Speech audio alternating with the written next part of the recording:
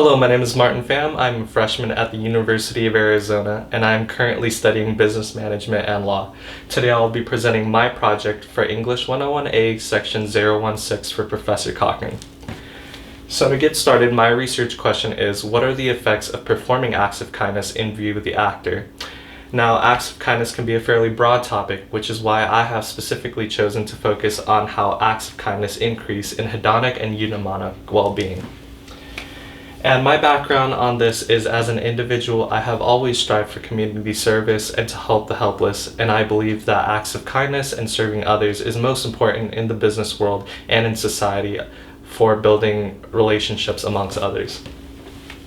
So to get started, as I had stated, acts of kindness can be a broad topic, so this is why I have chosen to divide it into three subcategories that I determined to be most important in my particular study, which would be volunteer work, intentional acts of kindness, and random acts of kindness. Now, to briefly describe these three subcategories, volunteer work would be something that is usually planned and that the actor has the foreknowledge on the particular duties that he or she is given. And intentional acts of kindness, similar to volunteer work, it is something that is usually planned, directed towards an individual or a group. And lastly, random acts of kindness, which differs from the last two, would be, it is something spontaneous and it is based on a particular situation that an individual is given. And so, to briefly define hedonic and eudaimonic well-being, based on a study back in 2001 by Ryan and Deci, which I will be citing for these definitions. Hedonic well-being describes a mental state of being happy or experiencing pleasure. Mental health means feeling good about one situation in life. Hedonic well-being is typically measured by question on mood states and life satisfaction. Eudaimonic well-being describes a mental state of self-realization. Eudaimonia occurs when people's life activities are most congruent or meshing with deeply held values or fully engaged. So, in my words, to best distinguish the two, hedonic and eudaimonic well-being, is that hedonic is usually a short-term sensation of happiness, and eudaimonic well-being would be a longer lasting, more meaningful effect on the individual. And so to briefly describe my studies here, in this first picture, my partner Ian Strong and I went around U of A campus and passed out flowers to individuals and groups. And so this would fall in under the intentional acts of kindness because we had planned this act beforehand. And this resulted in an increase and also a decrease in hedonic well-being. Why a decrease is because particular individuals responded negatively to our act of kindness, which resulted in lack of confidence.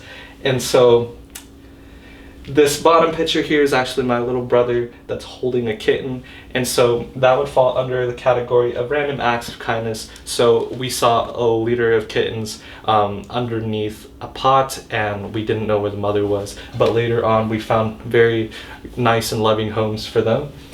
And these last two pictures here over on the right would be volunteer work, and I had volunteered at Grace Lutheran Church close by on campus, and this one is the ESL class, which stands for English as Second Language. And in this particular picture, this man is learning how to speak English, pronunciations, different types of words.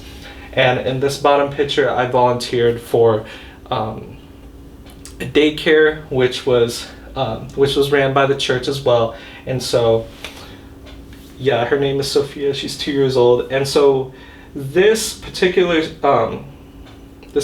study resulted in an increase of hedonic well-being as well as the first one that was stated, and the volunteer work increased in eudaimonic well-being.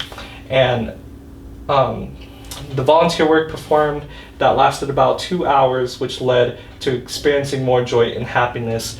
And so I believe that volunteer work is usually something that an individual is passionate about. That's why we see that volunteer work has a longer and lasting, more meaningful effect on the individual. And so, in terms of hedonic well-being and non-volunteer services in this project has drawn more to this specific aspect of well-being, feeling different sensations and emotions, which would fall under the hedonic well-being category. And performing the two volunteer services has drawn more towards the eudaimonic well-being. Humans are drawn towards their likeness, and being in that environment makes one more attentive to the situation given at hand. And so some future studies that could be done is, for this particular field of study, would be